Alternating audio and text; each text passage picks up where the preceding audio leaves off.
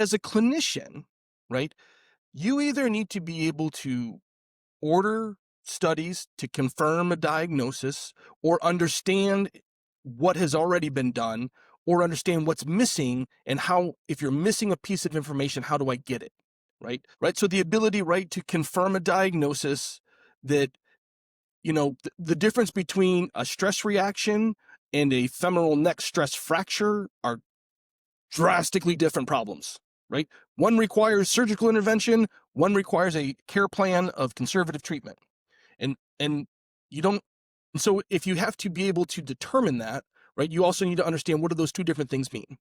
So if you are going to sit in that space where people are coming to you first, you need to be able to make that determination. And if you need an imaging study to make that determination on this patient, if you can't get it, you need to know how they can get it. That is the role, right? And that's the role of all primary care settings. If I don't know exactly what you need, I need to consult with another specialist who does. And in the interim, here's my management plan for you until that determination is made.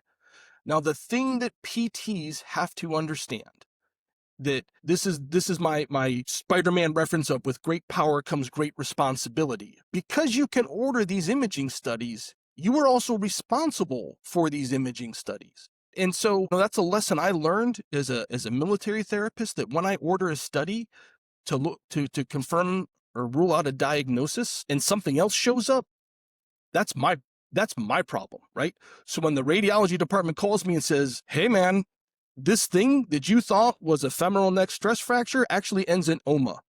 Call your patient. Good luck." So now I own that. I own that problem. And it's my job to get a hold of the patient, to get them to where they need to go expeditiously, right?